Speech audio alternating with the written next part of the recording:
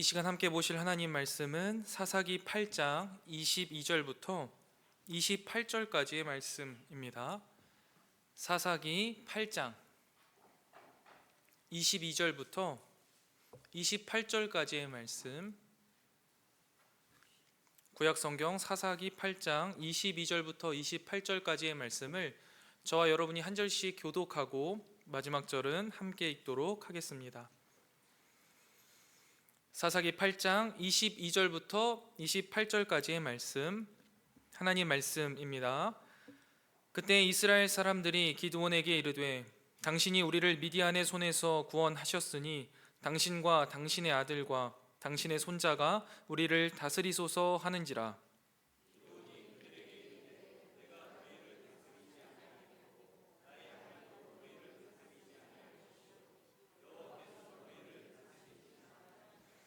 기드온이 또 그들에게 이르되 내가 너희에게 요청할 일이 있으니 너희는 각기 탈취한 귀고리를 내게 줄지니라 하였으니 이는 그들이 이스마엘 사람들이므로 금 귀고리가 있었음이라.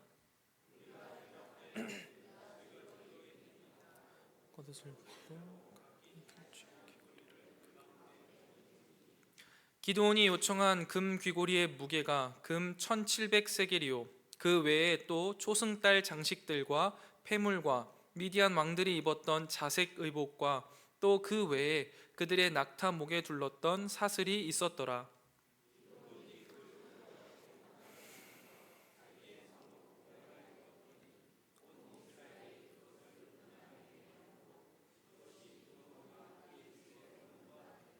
함께 읽겠습니다. 미디안이 이스라엘 자손 앞에 복종하여 다시는 그 머리를 들지 못하였으므로 기드온이 사는 40년 동안 그 땅이 평온하였더라. 아멘. 우리 이 시간 옆에 계신 분들과 이렇게 인사하면 좋겠습니다. 봄이 왔습니다. 이게 수요 저녁 예배는 캄캄한 밤이라서 약간 분위기가 그런데요, 여러분 봄이 왔습니다. 우리 사랑하는 성도님들의 삶에도요 따뜻한 봄이 찾아왔기를 기도해 봅니다. 지난번 설교를요 잠깐 되짚어보고 오늘 본문으로 넘어가려고 합니다. 기드온을요 큰 용사라고 부르신 하나님께서 우리를 동일하게 큰 용사로 부르셨습니다. 그리고 우리를 그렇게 빚어 가신다 말씀드렸죠. 그게 하나님의 열심이었습니다. 그렇기 때문에 우리가 그 하나님의 열심을 기억하고 하나님의 자녀로서 큰 용사로서 사는 영예를 누리자라고 말씀드렸습니다. 어떻게 그동안 큰 용사로 하나님의 자녀로 영예로운 삶을 사셨습니까? 참 쉽지 않은 것 같습니다. 그래도 우리가 이 정체성을 아예 모르고 사는 것과 그래도 알고 있고 그 가운데 좀 잘 못 살아내는 것은요 큰 차이가 있는 거고, 또 하나님께서 우리를 그렇게 빚어가실 것을 기대하면서 우리의 남은 인생을 영예롭게 살아갈 수 있었으면 좋겠습니다. 자, 그러면 오늘은요 그 치열한 전쟁이 마무리가 되어가는 이후의 상황을 함께 살펴보면서 이 시간 우리에게 하시는 하나님의 말씀을 우리가 함께 찾아가 보도록 하겠습니다. 하나님께서요 이스라엘 백성들과 함께 하셨고 특별히 기드온과 함께 하셔서요 300명의 군사로 13만 5천의 군사와 싸우게 하십니다. 그리고 칼 한 번 휘두르지 않고 그 전쟁에서 승리하게 하시죠. 대략 12만 명의 미디안 군사가 서로 찔러 죽였습니다. 그리고 그 전쟁터에 남아있는 사람들은요 두려움에 떨면서 도망갔는데요 그 인원이 약 15,000명 정도 되는 인원이 도망갔습니다. 그렇게 도망가는 미디안의 패잔병들을요 다 처리하고 싶은 거예요. 그래서 이제 이 기드온이 이스라엘 본대에다가 요청을 한 겁니다. 특별히 에브라임 지파에게 요청을 해서 도망가고 있는 사람들이 있는데 이 사람들을 함께 공격해 줘라 라고 요청을 하죠. 그래서 이 에브라임 지파가요 그 요청을 받아듣고 그들이 도망가는 길목을 지키고 있다가 그 가운데에 오렙과 스앱이라는 두 장수를 죽이게 됩니다. 그리고 나서요 이 에브라임 지파가요 기드온에게 이런 이야기를 해요. 왜 미디안과 싸우러 갈 때 우리를 부르지 않았냐? 처음부터 우리가 함께 했으면 이 영광을 함께 했을 텐데 네가 부르지 않았던 이유가 뭐냐 하면서 시비 아닌 불만 아닌 이런 여러 가지의 감정이 섞인 이야기들을 토로합니다. 사실 어처구니가 없는 말이긴 합니다. 왜냐하면 전쟁을 치르는 것을 몰랐을 리가 없습니다. 솔직한 심정으로는 그 당시에 기드온이 이길 것 같지 않았겠죠.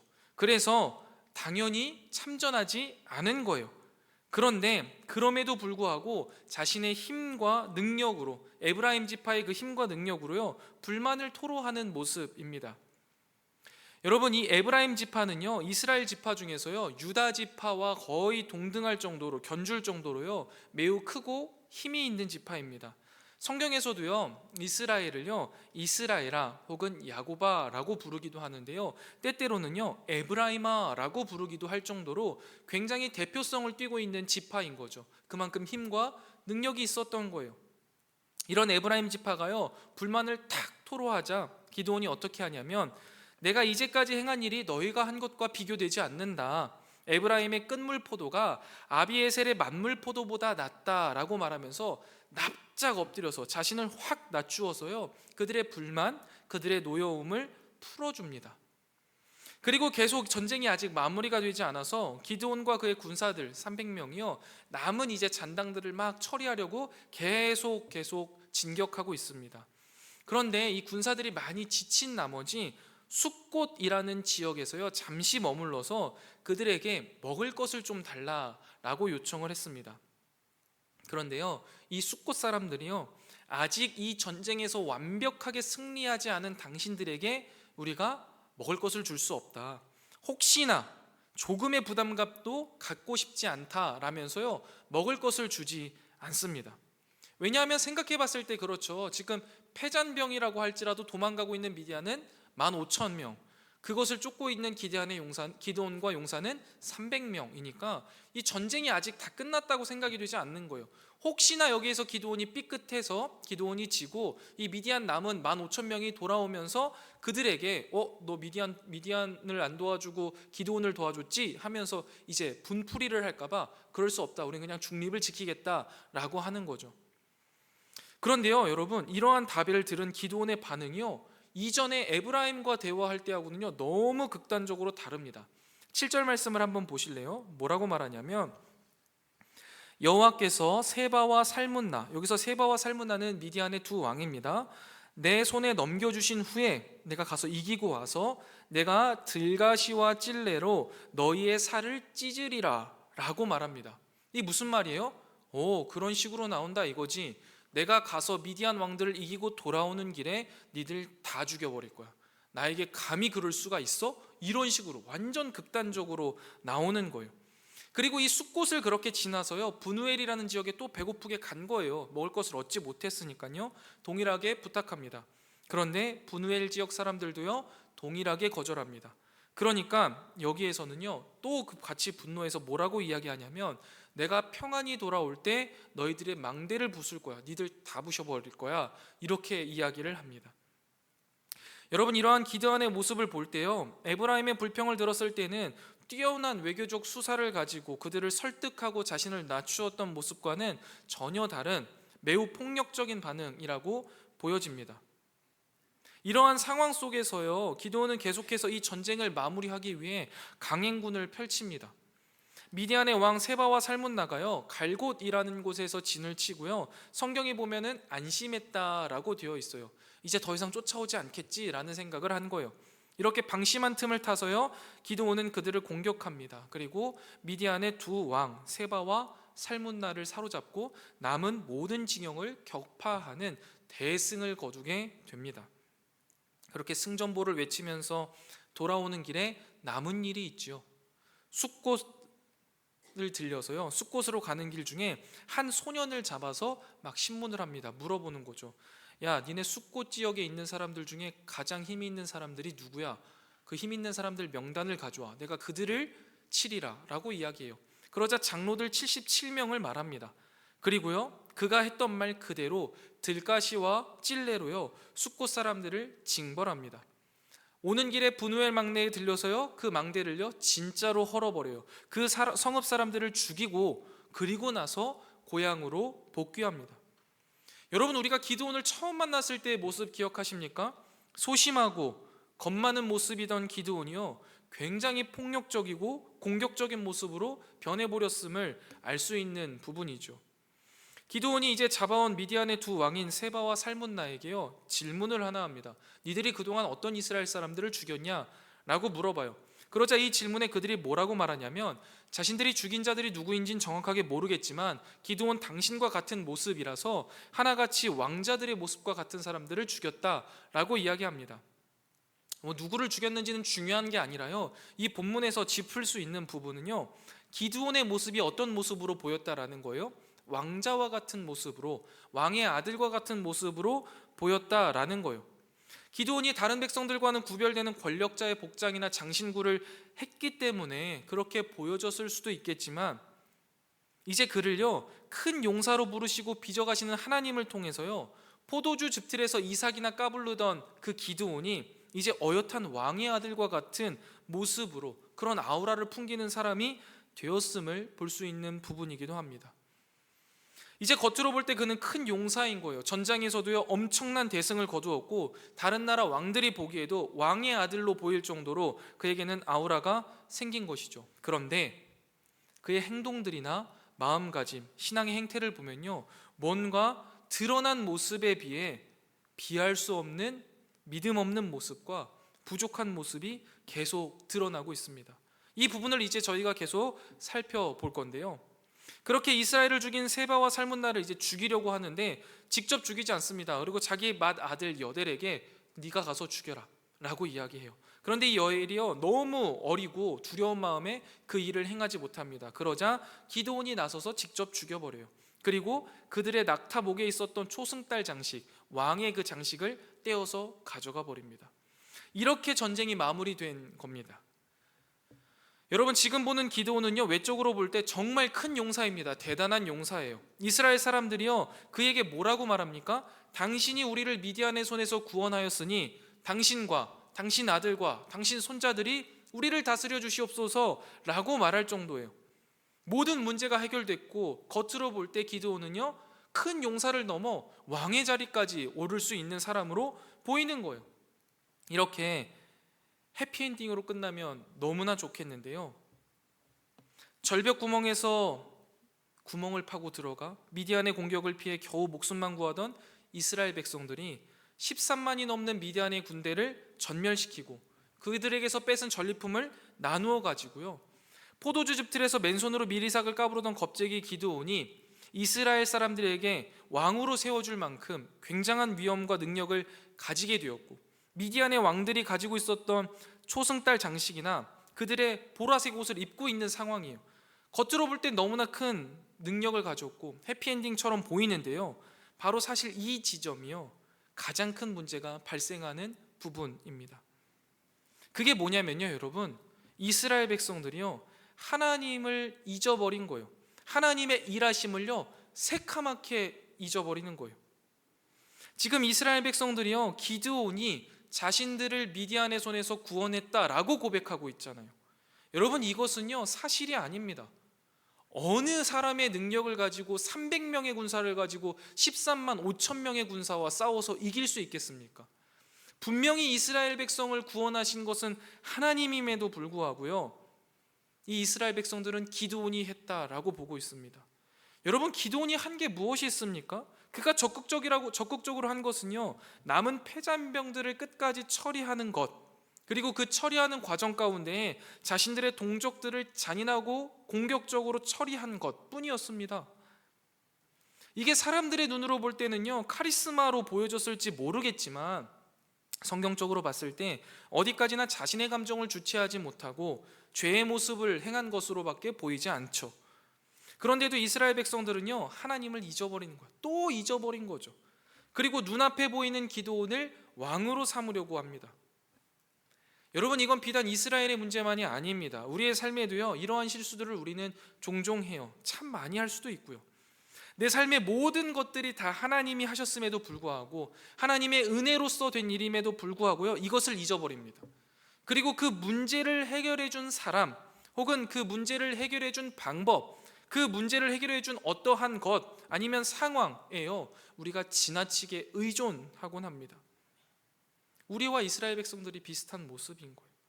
스토리를 계속 보면요, 그래도 기드온은요 마치 정신을 차리고 있는 것처럼 보입니다. 그냥 쓱 읽었을 때 말이에요. 왜냐하면 왕이 되어 달라는 이스라엘의 백성들의 요구에 그의 대답을 보면 8장 23절이죠. 기드온이 그에게 이르되 내가 너희를 다스리지 아니하겠고 나의 아들도 너희를 다스리지 아니할 것이요 여호와께서 너희를 다스리리라 라고 말하잖아요. 괜찮네, 괜찮은 고백이네, 믿음의 고백이네 라고 말할 수 있겠지만요, 실제로 그렇지 않습니다. 여러분, 이 말을 천천히 곱씹어 보면요, 굉장히 이상한 말이에요. 그 이유는 첫 번째, 이스라엘 백성들이요, 당신이 우리를 미디안의 손에서 구원하였으니 당신과 당신의 아들과 당신의 손자가 우리를 다스려 주시옵소서라는 말을 했잖아요. 그러면 이 말에 대한 답을 먼저 해야죠. 뭐라고 해야 됩니까? 아니야, 내가 하지 않았어, 하나님이 하셨어 라고 분명히 이야기해야 되는데요, 이거에 대한 왈가왈부가 없어요. 그냥 그저 이것을요 묵인하고 넘어갔다라고 볼 수 없는 거예요. 그 안에 뭐가 있는 거예요? 맞아, 내가 그 정도는 했어 라는 인정이 그 안에 있는 거예요. 이 부분에 대해서는 뒤에 조금 더 확실하게 설명을 드릴게요. 두 번째는요, 23절 마지막 부분을 보면요, 기드온이 뭐라고 말하냐면 내가 아니라 이제 여호와께서 다스리시리라 라고 말합니다. 이제 여호와께서 너희를 다스리실 거야 라는 거죠. 이게 미래의 이야기예요. 아니야, 나는 이제 내가 아니라 여호와께서 다스릴 거야 라는 거예요. 여러분, 이게 맞는 말입니까? 우리가 말에는요 사람의 마음과 생각이 담겨 있잖아요. 그냥 내뱉은 말들이 사실 더 많은 생각과 더 많은 자신의 속생각들이 들어가 있거든요. 여러분, 자세히 생각해 보세요. 여호와께서 앞으로 다스리실 거야 라는 말이 맞습니까? 아닌 거예요. 하나님이 이제서야 이스라엘을 다스리는 겁니까? 미디안과 이겼으니 이제 내가 너희를 다스리겠다 하시는 겁니까? 아니잖아요. 하나님의 말씀에 불순종해서 미디안을 보내신 거예요. 그래서 미디안에게 그토록 시달리던 과거에도 여호와 하나님께서 이스라엘을 다스리고 계신 겁니다. 14만 5천 명의 대국은요 300명으로 이기게 하실 때도 여호와는 다스리고 계셨던 거예요. 지금도 다스리고 계시고 미래에도 다스리실 것인 거죠. 미래에만 다스리는 게 아니라는 거예요. 그런데 여러분, 이 기드온도요 이스라엘 백성과 마찬가지인 거예요. 하나님이 그들의 삶에 일하고 계셨음을, 자신과 함께 하셨음을요 잊어버리고 있는 거예요. 내가 애써서 죽기 살기로 여기까지 끌고 왔고 내가 다 했고 고생했고 이제 하나님 영광 받으소서, 이런 마인드가 그 말에 숨겨져 있는 거예요. 그런데 여러분, 이러한 마인드가요 우리의 신앙이 무너지는 작은 균열입니다. 그리고 이 균열은요 금세 커져서요 우리의 신앙을 완전 흔들어 버리기 시작합니다. 여러분, 한번 곰곰이 생각해 보세요. 우리가 인생을 살아가면서 단 한순간이라도 하나님의 은혜가 없었던 적이 있었습니까? 분명히 하나님의 은혜가 단 한 번도 없었던 적이 없었음에도 불구하고요 우리는 그 하나님의 은혜를요 너무나 쉽게 잊고 살아갑니다. 그러다 보니 실제로 내 삶의 모든 문제들을 주관하시는 하나님은 잊고 내 문제를 해결해 준 것처럼 보이는 그 표면적인 방법들, 사람이 됐던 아니면 어떠한 물질이 됐던 어떠한 것들, 그것을 의지하게 되는 거예요. 그리고 그것들이 내 삶의 왕의 자리에 앉아서 앞으로 일어날 모든 문제들을 해결해 줬으면 좋겠다라는 마음이 우리에게도 동일하게 생기는 거죠. 이스라엘 백성들이 기드온을 왕으로 세우고 싶어 했던 것처럼 말입니다. 사랑하는 성목교회 성도 여러분, 우리는 왜 하나님을 잊습니까? 그리고 어떻게 하면 하나님을 잊지 않을 수 있을까요? 하나님의 일하심을 어떻게 하면 놓치지 않을 수 있을까요? 말씀을 읽고 기도해야 되는 거예요. 하나님의 일하심을요 다시 한번 성경을 통해서 우리는 확인해야 됩니다. 그리고 기도를 통해서요 확신해야 돼요. 이거를 놓치는 순간 우리는 하나님의 일하심을 잊어버립니다. 하나님이 잊혀지는 거예요. 그리고 우리는 그 가운데에서 내가 의지할 수 있는 무언가를 찾아 헤매는 것이죠. 여러분, 우리가 말씀을 읽지 않고 기도하지 않고서는요 우리는 늘 하나님의 일하심을 잊고 표면적인 것들을 의지하는 연약한 존재라는 사실을요 꼭 기억하시기 바랍니다. 다음으로 기드온이 하는 말을 보면요 24절 말씀인데요, 기드온이 또 그들에게 이르되 내가 너희에게 요청할 일이 있으니 너희는 각기 탈취한 귀고리를 내게 줄지니라. 여러분, 이 금 귀고리를 왜 달라고 했을까요? 이거 너무 고개가 갸웃해지는 거 아닙니까? 아니, 분명히 자기에게 합당한 만큼의 전리품을 받았을 텐데 왜 여기서 더 달라고 하는 거죠? 왕은 되지 않을 거야, 그런데 돈은 좀 줬으면 좋겠는데, 이런 말이잖아요. 내가 너희를 다스리지는 않을 건데 이번 전쟁에서 얻은 금은 다 나에게 줬으면 좋겠다 라고 하는 거죠. 백성들도요 근데 흔쾌히 줍니다. 그렇게 모인 금이요 1700세겔이에요. 킬로그램으로 따지자면 약 19에서 20kg 정도 된대요. 어마어마한 양이죠. 거기다가 초승달 장식, 폐물, 미디안 왕들이 입었던 자색 의복, 그들의 낙타에 있었던 사슬까지, 그러니까 왕으로서 가지고 있어야 할 것들을 다 기드온에게 주어버립니다. 왕을 안 하겠다라고 했는데도 말이죠. 그리고요 그 모인 금을 가지고 기드온이 무엇을 만들어요? 에봇을 만듭니다. 그리고 자기의 성읍 오브라에 두어요. 그리고 성경은 그 에봇이 온 이스라엘을 음란하게 하였고 그것이 기드온과 그의 집의 올무가 되었다라고 말하면서 그의 전쟁의 스토리가 이렇게 마무리됩니다. 자, 여러분 이제 한번 천천히 살펴보겠습니다. 도대체 왜 기드온은 이스라엘 백성에게 금 귀고리, 금을 요구했을까요? 일단 기본적으로 전제가 있는 거예요. 나는 요구할 만하다. 나는 그냥 나에게 할당된 전리품만으로는 부족해. 너희들이 갖고 있는 그 금은 내가 취해야겠어 라는 거예요. 내가 그 정도의 일은 했어 라고 생각하고 있는 거죠.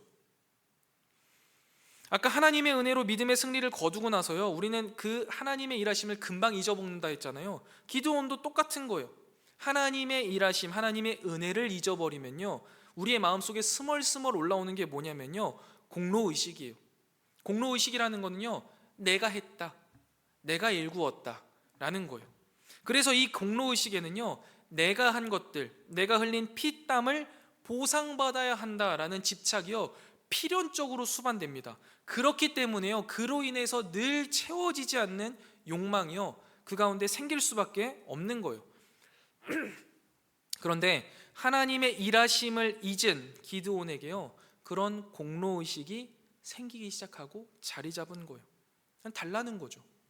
내가 했어, 그만큼 한 거야, 난 이만큼은 누릴 수 있어야 돼, 나에게 가져와 라고 말하는 거죠. 그런데 여러분 객관적으로 보았을 때는요 그가 한 일이 있는 것처럼 보이나 봐요.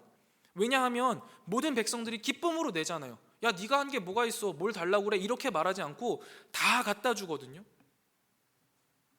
그리고 사실 하나님이 다 하셨지만 그럼에도 불구하고 몇 날 며칠을 전쟁터를 쫓아다니면서 전쟁을 치룬다는 게 보통의 일은 아닐 거 아니에요. 그러니까 이스라엘 백성들이 그 귀고리 외에 그들이 가지고 있는 진귀한 것들을 자진해서 기드온에게 주는 것 아니겠습니까? 그만큼 수고했고 받을 자격이 있어 보인다라는 거죠.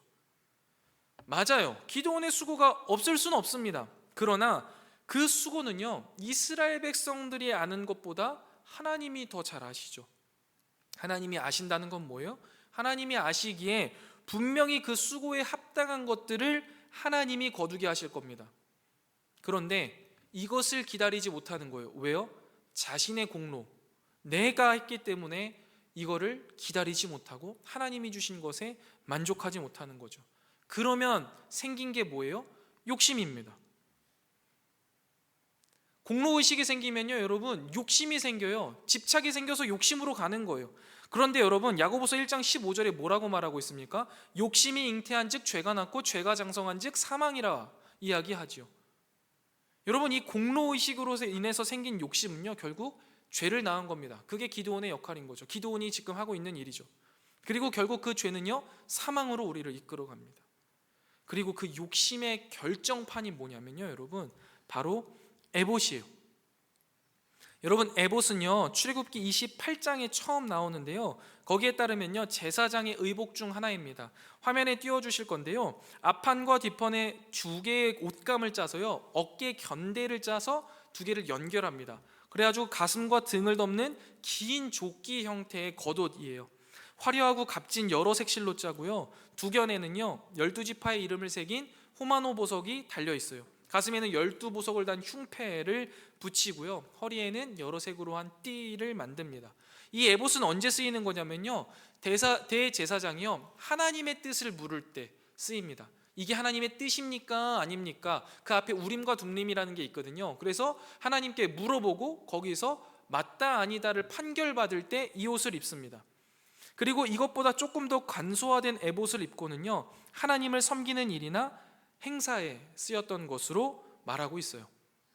내려주세요. 이 에봇은요 하나님의 뜻을 묻고 하나님의 일을 섬길 때 입기 위해서 만든 게 에봇입니다. 그런데 기드온은요, 이 에봇을 뭐로 만들었다고요? 금으로 만들었습니다. 하나님이 만들라는 방식 그대로 만든 게 아니에요. 금으로 만들어 버렸어요. 무슨 의미가 있는 거예요? 입지 않겠다는 거예요. 입는 용도가 아니에요. 무슨 용도예요? 보여주기 위한 용도입니다. 무엇인가를 보여주고 싶은 거예요. 뭘 보여주고 싶은 걸까요? 자신의 업적과 위용이죠. 내가 이만큼 하는 사람이야, 나 이만큼의 힘이 있어 라는 것을 보여주고 싶은 거예요. 여러분, 기드온은요, 우리가 잘 살펴봤지만요, 열등감과 패배주의에 찌든 사람이었어요.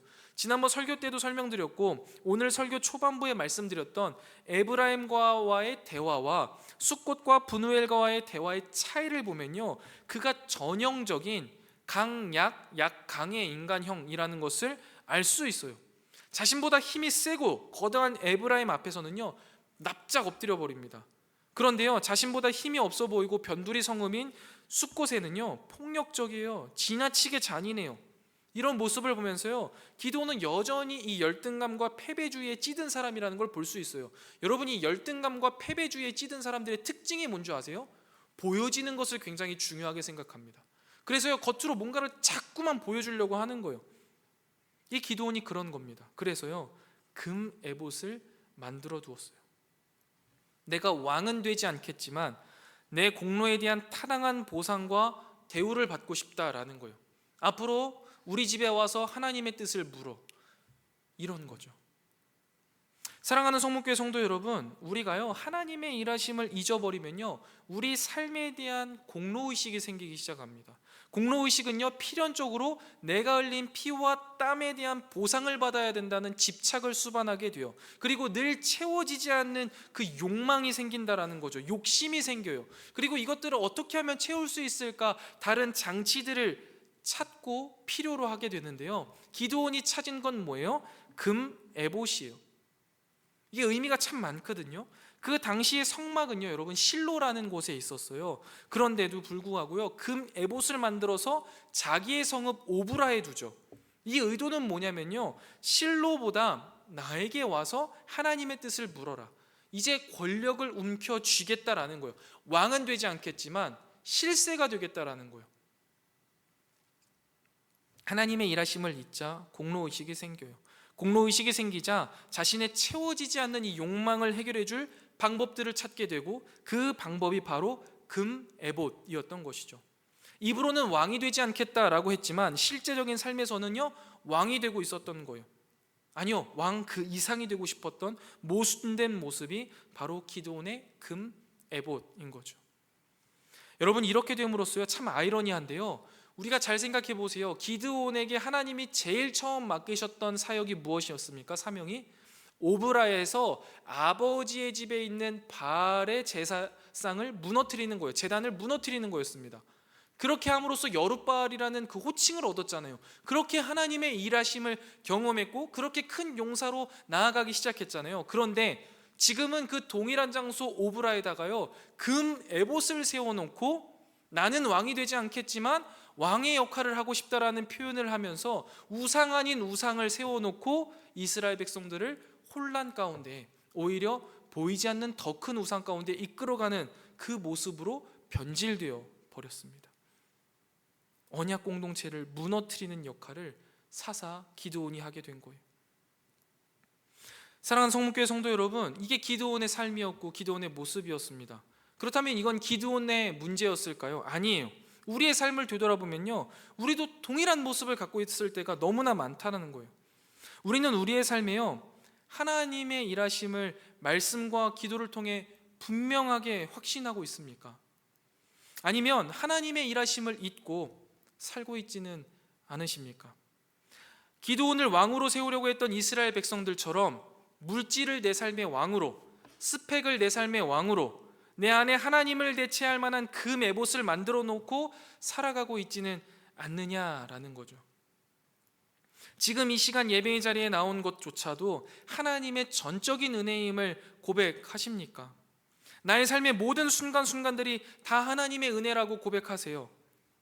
내가 가지고 있었던 모든 문제들이 해결된 것이 하나님의 은혜였으며 하나님의 뜻이었다라고 고백하십니까?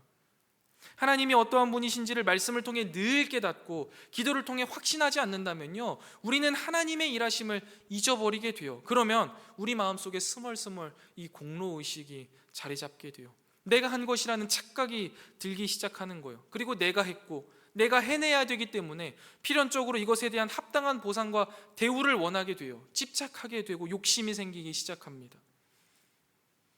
여러분, 주님 앞에 기도할 때 감사가 되지 않고 여전히 무엇인가 부족한 것들만 떠올라서 하나님 앞에 이거 해주세요, 저거 해주세요 하고 계십니까? 무엇인가를 끊임없이 요구만 하고 계신가요? 여러분, 그게 무엇입니까? 이스라엘 백성들이 기드온에게 구했던 것처럼 어떤 인간의 도움입니까? 아니면 기드온이 구했던 물질입니까? 능력입니까? 건강입니까? 무엇인가 내 삶의 안녕과 안전을 담보할 수 있는 그 무엇인가가 필요하다라고 생각되어져서 하나님 앞에 그것을 구하고 있지는 않으십니까? 여러분, 그게 바로 뭐예요? 그게 금 에봇이라는 겁니다.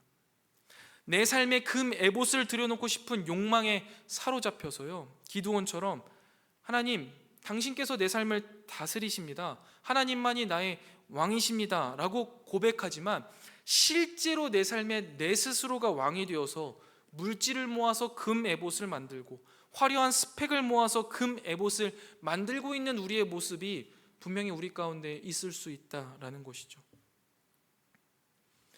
청소년기 부모님들을 보면요, 이러한 모습들을 종종 보게 돼요. 하나님은 나의 왕이십니다, 하나님께서 우리 아이들을 책임져 주시기를 바랍니다 라고 기도하죠. 그런데요, 사실 살펴보면요, 학업이 왕이 되어버린 경우들을요 종종 보게 됩니다.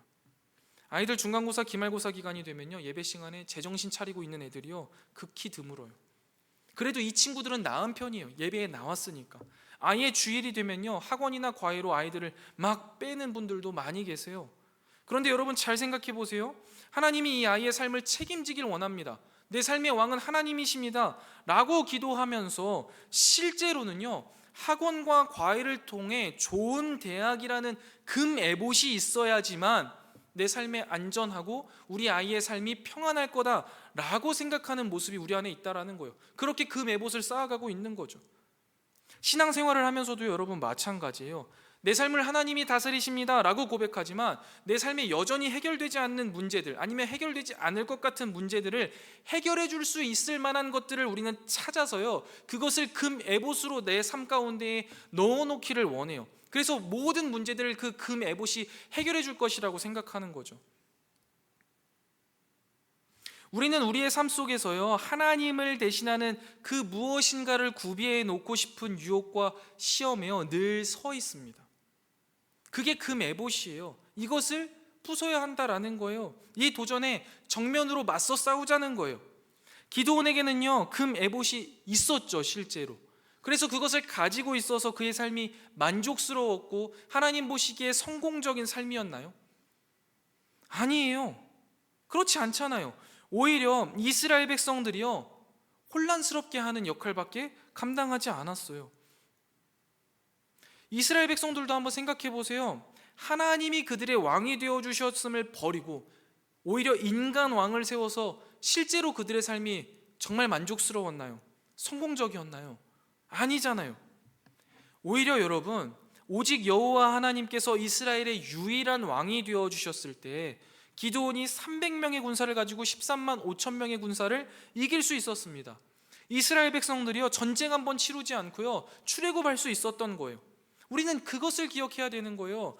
우리에게 왕이 있어야지만, 우리에게 금 에봇이 있어야지만, 우리의 삶을 안전하게 보장해 줄 그 무엇인가가 우리 가운데 준비되어야지만 우리는 살 수 있는 삶이 아니라는 거예요. 그것을 오늘 말씀을 통해서 우리가 깨닫게 되기를 주님의 이름으로 축원드립니다.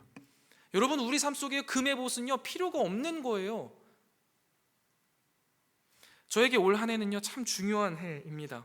그래서 이번 한 해를 시작하기 전부터요 참 많이 기도했습니다. 그 가운데에요 가장 마음을 쏟은 기도의 제목은 선교지를 위한 기도의 제목이었어요. 하나님이 보내시고자 하는 선교지를 알려달라는 거죠. 선교사로 헌신했지만 아직 선교지를 몰라요. 그래서 계속 기도했고 이제 파송받아야 할 날들이 이제 가까워지고 파송받기를 원하면서 점점 이 마음이 이제 강해졌습니다. 선교지를 하나님께서 알려주시면 그 나라에 대해서 미리 공부도 하고 그 나라 언어도 공부하고 거기 가서 할 사역들도 미리미리 잘 준비할 수 있을 것 같다라는 제 생각에서입니다. 매일 새벽 기도를 하는데요, 답을 안 주셔요. 진영아 여기다 라고 말씀을 해주시지 않는 거예요. 그러다 보니까 마음의 답답함이 자꾸만 커지고 그 안에 뭔가 집착 아닌 집착들이 생기는 거예요. 확인받고 싶은 거예요. 뭔가 확실했으면 좋겠는 거죠. 그래서 제가 잘 준비해서 나갔으면 좋겠는 거예요. 그런데요 여러분, 이 본문으로 설교를 준비하면서요 이 마음이 조금은 사그러들었습니다. 하나님의 일하심을 바라보며 현실에 주어진 삶에 최선을 다하는 것이 내가 살아야 할 몫이구나. 내가 선교지를 알려달라고 하고 그 선교지를 위해서 내가 많은 준비를 해서 떠나려고 하는 것조차도 금애봇일 수 있겠구나 라는 생각을 하게 되었습니다. 그런데도요 사실 그 문제가 제 마음속을 아직도 괴롭힙니다. 마찬가지이실 거예요. 이런 설교를 아무리 들어도요 이 성전문을 나가는 그 순간 우리 삶에 있는 모든 문제들이 해결되지 않아요. 여전히 현실은 고단하죠. 삶의 문제들은 끊임없이 내 머리를 괴롭힙니다. 문제들이 해결되지 않아요. 두려운 마음은 여전히 남아있어요. 그런데 여러분 곰곰이 생각해 보면요 금애봇도요 그 문제를 다 해결해 줄 수 없습니다. 모든 것을 해결해 줄 것 같았던 금애봇이요 오히려 혼란만 가중시켰죠. 하나님과 더 멀어지게만 했을 뿐이에요. 입으로는 여호와의 이름을 부르지만 삶으로는 그 이름에 담긴 그 말에 담긴 내용을 왜곡하고 살았던 것이죠. 우리에게도 마찬가지예요. 지금 내가 쌓으려고 하는 그 금애봇은요 결코 우리 삶에 도움이 되지 않습니다. 말씀을 정리하겠습니다. 여러분 인생의 성공 또는 인생의 깊은 실패와 어려움 속에서도요 하나님의 일하심을 기억하는 우리가 되기를 소망합니다. 우리가 이 하나님의 일하심을요 잊어버리게 되면요 우리 안에 공로의식이 자리 잡게 돼요. 그리고 그 공로의식은요 채워지지 않는 욕망과 집착을 초래합니다. 결국 그래서 우리는요 입술로는 하나님을 내 삶의 왕이다 라고 고백하지만 삶으로는 채워지지 않는 이 욕망들을 채워줄 금애봇을 찾고 세우게 될 겁니다. 그러나 그 금애봇은요 결코 우리의 삶에 기쁨과 평안을 줄 수 없는 거예요. 도리어 혼란과 어려움을 가중할 뿐입니다. 그러니 오직 하나님의 일하심만 바라보는 우리가 되기를 축원합니다. 여러분 그리스도인들이 살아내는 삶은요 탄탄대로의 걱정 없이 걸어갈 수 있는 길들이 아닙니다. 그리스도인이 살아내는 삶은요 늘 조마조마합니다. 여러 문제들이요 우리를 고단하게 해요. 그런데요 여러분 그 조마조마하고 고난한 삶을요 우리는 살아내야 하는 거예요. 왜냐하면 그 조마조마하고 고단한 삶과 하나님의 그 간격을요 하나님의 일하심이 들어옴으로써 채우시기 때문입니다. 그때 비로소요 우리의 그 조마조마한 삶의 스토리가요 위대한 하나님의 나라의 이야기로 변화되는 거예요. 그렇게 우리의 삶에 드러나는 거거든요. 우리의 삶에 하나님의 일하심이 들어옴으로써 위대한 하나님의 나라가 이루어진다라는 사실을 기억하고요 조마조마하고 두려움이 많은 일상 속에서도요 우리는 하나님의 일하심을 바라보면서 묵묵히 걸어나가야 한다고요. 그리고 그 간격은 누가 채우시는 거예요? 하나님의 일하심, 하나님이 채우시는 겁니다. 이것을 깨닫고요 내 삶에 금애봇을 부수고 조마조마하지만 위대한 삶을 살아내는 저와 여러분 다 되시기를 주님의 이름으로 축원드립니다.